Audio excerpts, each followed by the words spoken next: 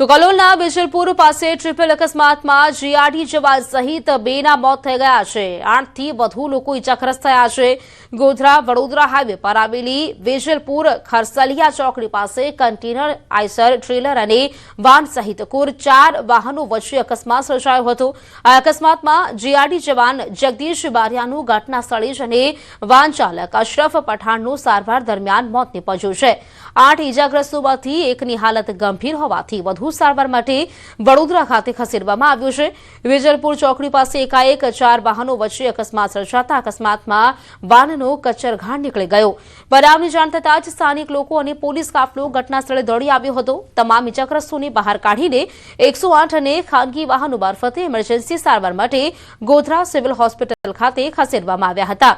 લુણાવાડાનો પરિવાર વાનમાં સવાર થઈને વિજલપુરથી ગોધરા તરફ આવી રહ્યો હતો। તે દરમિયાન અકસ્માતની આ ઘટના બની હતી। વાનમાં સવાર લુણાવાડાના એક જ પરિવારના 4 બાળકો, 4 મહિલા અને 1 પુરુષ ઇજાગ્રસ્ત થયા છે।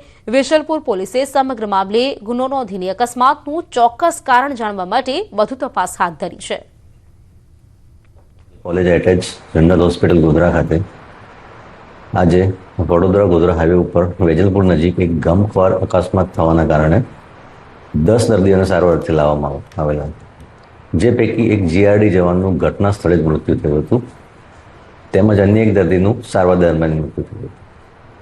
આ દર્દીઓ પૈકી એક દર્દી ગંભીર ઘાયલ હોવાના કારણે એને વધુ સારવાર અર્થે એસએસજી હોસ્પિટલ વડોદરા ખાતે ટ્રાન્સફર કરેલ છે। તો ખંભાળિયા ભાણવડ રોડ પર આજે વહેલી સવારે ગંભીર અકસ્માત સર્જાયો। ફોર્ટ ગામ નજીક બોલેરો અને વેગનાર કાર વચ્ચે સામસામે અથડાઈ હતી અને અકસ્માત સર્જાયો હતો। અકસ્માત બાદ બંને વાહનોમાં ભીષણ આગ ભભૂકી ઉઠી હતી। આગ લાગતા કારમાં સવાર એક વ્યક્તિનું ઘટના સ્થળે જ મોત નીપજ્યું છે। 2 વ્યક્તિઓ ગંભીર રીતે ઇજાગ્રસ્ત થયા છે। દાઝી જતા તેમને તાત્કાલિક જામનગર સારવાર માટે ખસેડવામાં આવ્યા છે। ખંભાળિયા ફાયર બ્રિગેડ દ્વારા ઘટના સ્થળે પહોંચી આગ પર કાબુ મેળવાયો છે। તો અકસ્માત અંગે પોલીસે આગળની તપાસ હાથ ધરી છે। વડોદરામાં ફ્લેટની દિવાલ ધરાશાયી થવાની 2 જુદી જુદી ઘટનાઓ સામે આવી છે। ડભોઈ રોડ અને હરણીમાં 2 ઇમારતોની છત ધરાશાયી થઈ। ફાયર બ્રિગેડે સોમા તળાવ ખાતે 6 પરિવારનો રેસ્ક્યુ કર્યું। હરણી વિજયનગરમાં 4 વાહનોને નુકસાન થયું છે। સોમા તળાવ 3 માળના અંબિકા ફ્લેટ્સની દાદર તરફ જતી બંને માળની છત ધડાકાભેર તૂટી પડી હતી। હરણીના વિજયનગર ખાતે 40 થી 45 વર્ષ પહેલા હાઉસિંગ સ્કીમના મકાનો બન્યા હતા। એક મકાનની ઉપરનો ભાગ ધરાશાયી થતા નીચે પાર્ક 4 ટુ વ્હીલરો દબાઈ ગયા હતા। આ બંને ઘટનામાં કોઈને ઈજા કે જાનહાનિ નથી થઈ। વિસ્તારમાં મકાન ગ્રાઉન્ડ +2 2 માળનું બિલ્ડિંગ છે, તેમાં ટેરેસના ભાગેથી એક ભાગ જે જર્જરિત થશે એ પડ્યો છે। સદનસીબે અહીંયા કોઈ જાનહાનિ કે એવું કશું નથી, ફક્ત બાઇકો વાહનોમાં નુકસાન થયું છે અને આ જે બિલ્ડિંગમાં જે રહીશો હતા એમને સ્થળાંતર કર્યા કાઢ્યા અને હાલ ફાયર બ્રિગેડની ટીમ અત્યારે કામગીરી કરી રહી છે। તો ગ્રામ્ય વિસ્તારો માટે સરકારની મોટી જાહેરાત। લાંબા સમય બાદ રાજ્યમાં કેરોસીનનું વિતરણ કરવામાં આવશે। ગ્રામ્ય વિસ્તારમાં કરાશે કેરોસીનનું વિતરણ। 14,52,000 લીટર કેરોસીન મળ્યું છે। સરકાર પરિવાર દીઠ 5 લીટર જેટલું કેરોસીન આપશે। સંસ્થા દીઠ 25 લીટરની મર્યાદામાં કેરોસીન આપવામાં આવશે। તો જિલ્લા દીઠ 36,000 લીટર કેરોસીન આપવામાં આવશે। ટૂંક સમયમાં કેરોસીનનું વિતરણ શરૂ કરવામાં આવશે। એલપીજી સિવાય વધારાના ઇંધણ તરીકે કેરોસીન અપાશે। સરકારે દરેક રાજ્યને કેરોસીનની ફાળવણી કરેલી છે। ગુજરાતને પણ કેરોસીનની ફાળવણી કરેલી છે। એ ફક્ત ગ્રામ્ય વિસ્તાર માટે છે અને એલપીજી ઉપરાંત વધારાની છે। એલપીજીના બદલે નથી, પણ એલપીજી ઉપરાંત વધારાની ફાળવણી છે। અને અમને કેન્દ્ર સરકારે 1,452 કિલોલીટરની ફાળવણી કરી છે, જે અમે દરેક જિલ્લાને 36,000 લીટરની મર્યાદામાં ફાળવણી કરેલી છે। તો એમાં જરૂરિયાત મુજબ હાઉસહોલ્ડને 5 લીટર અને સંસ્થાને 25 લીટરની મર્યાદામાં કેરોસીન આપી શકાશે અને એની વ્યવસ્થા આપણે ગોઠવી રહ્યા છીએ। તો રાજકોટના હિસ્ટ્રી શીટર ભાવેશ વાણવીની હત્યાનો મામલો સિવિલ હોસ્પિટલ ચોક ખાતે ચક્કાજામ સાથે વિરોધ પ્રદર્શન કરવામાં આવ્યું. 20 જેટલા દલિત યુવાનોની અટકાયત કરવામાં આવી છે. સિવિલ હોસ્પિટલ ચોકને સંપૂર્ણપણે ખાલી કરવામાં આવ્યો છે. ભાવેશ વાણવીના મૃતદેહને વતન મોકલવામાં આવ્યો છે. હત્યા કરનાર 3 શખ્સોને પોલીસે દબોચ્યા છે. વિરોધકર્તાઓએ 12 વાગ્યા સુધીનું અલ્ટિમેટમ આપ્યું હતું. હિસ્ટ્રી શીટર ભાવેશ વાણવીની હત્યાને લઈને દલિત યુવાનો દ્વારા સિવિલ હોસ્પિટલ ખાતે ચક્કાજામ કરીને વિરોધ કરવામાં આવ્યો હતો. તેમજ રાત્રે 12 વાગ્યા સુધી આરોપીઓને પકડી પાડવામાં અલ્ટિમેટમ આપવામાં આવ્યું હતું. આરોપીઓ નહીં પકડાય તો મૃતદેહને ગાંધીનગર લઈ જવાની ચીમકી ઉચ્ચારવામાં આવી હતી. તો સિવિલ હોસ્પિટલ ચોકને સંપૂર્ણપણે ખાલી કરવામાં આવ્યો છે.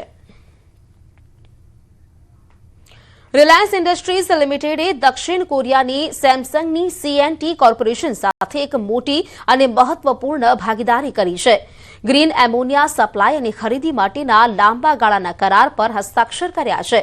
15 વર્ષ માટે કરાયેલા આ કરારનું મૂલ્ય $3 અબજ કરતાં વધુ છે.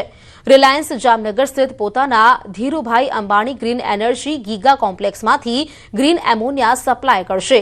આ કરારથી ગ્રીન હાઇડ્રોજન ઇકોસિસ્ટમ વિકસાવવામાં મદદ મળશે, જે ગ્લોબલ વોર્મિંગ ઘટાડવા માટે સ્વચ્છ ઉર્જાના ઉપયોગને પ્રોત્સાહન આપે છે. આ કરારને વિશ્વના સૌથી મોટા ગ્રીન એમોનિયા ઓફટેક કચરોમાંનો એક માનવામાં આવે છે. ભારતના અગ્રણી ફેશન ઈ-ટેલર આજિયોને જીઓ સ્ટુડિયોની blockbuster spy thriller film Dhurandhar સાથે સહયોગમાં એક વિશિષ્ટ મર્ચેન્ડાઇઝ કલેક્શન લોન્ચ કરવાની જાહેરાત કરી. મર્યાદિત આવૃત્તિની આ રેન્જ ફિલ્મના બોલ્ડ વલણ અને સાંસ્કૃતિક ઉર્જાથી પ્રેરિત છે, જે ચાહકોને ફેશન દ્વારા ધુરંધરની ભાવનાની ઉજવણી કરવાની તક આપે છે. આ કલેક્શનમાં આઇકોનિક મૂવી ક્વોટ્સ સાથે રણવીર સિંહ સિગ્નેચર ટી-શર્ટ અને લિમિટેડ એડિશન સાઇન પઠાણીઓ છે, જે ફિલ્મના લાર્જર ધેન લાઇફ સ્વેગરને કેદ કરે છે. તો જીઓ સ્ટુડિયો સાથે બ્લોકબસ્ટર ભાગીદારી કરવામાં આવી છે. અહીં ખાસ વાત કરીએ તો ચાહકોને ફેશન દ્વારા ધુરંધર સાથે જોડાવાની ભાવના ક્યાંક અહીં ઝલકતી હોય તેવું પણ જોવા મળ્યું. સમાચારોમાં સમય છે બ્રેકનો. રોકાઈશું એક બ્રેક માટે.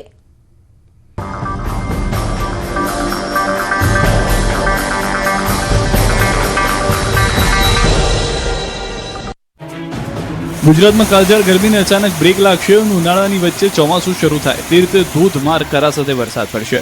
રાજ્યના ખેડૂતો માટે 3 દિવસ ઘાત છે. રાજ્યમાં 3 દિવસ કમોસમી વરસાદની આગાહી હવામાન વિભાગે કરી છે. આગામી 18મી થી 20 માર્ચ સુધીમાં વાતાવરણમાં પલટો આવશે અને 3 દિવસ તોફાની પવન સાથે ધોધમાર વરસાદ પડશે.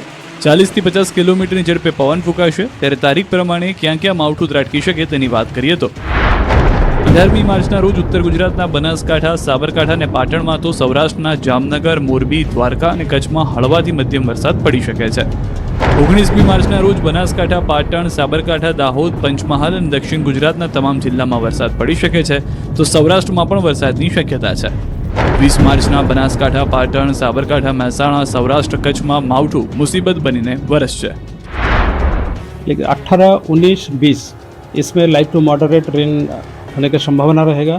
इसमें 18, 19 हम थंडरस्टॉर्म का भी वार्निंग दिया है लाइटनिंग के साथ. એક તરફ ગરમી માજા મૂકી રહી છે. માર્ચ મહિનામાં જ મે મહિના જેવી ગરમી પડી રહી છે. બીજી તરફ 18મી માર્ચથી 20મી માર્ચ સુધી માવઠાની આગાહી કરવામાં આવી છે, જેની વચ્ચે ગીર સોમનાથ સહિતના પંથકમાં વાતાવરણમાં પલટો આવ્યો. ભર ઉનાળે જાણે ફરી શિયાળો જામ્યો હોય તે પ્રકારે ઝાકળ વર્ષા થઈ ગઈ છે. ગાઢ ધુમ્મસનું સામ્રાજ્ય છવાતા રોડ પર ઢંકાઈ ગયેલા દ્રશ્યો જોવા મળી રહ્યા છે, તો કેરી સહિતના પાકને નુકસાનીની ભીતિ છે. જુઓ આ દ્રશ્યો કોઈ શિયાળાના નથી પરંતુ ભર ઉનાળાના છે. ગીર સોમનાથ પંથકમાં કમોસમી કહેરની આગાહી વચ્ચે માવઠું ત્રાટકે તે પહેલા જ મોસમનો મિજાજ બદલાયો.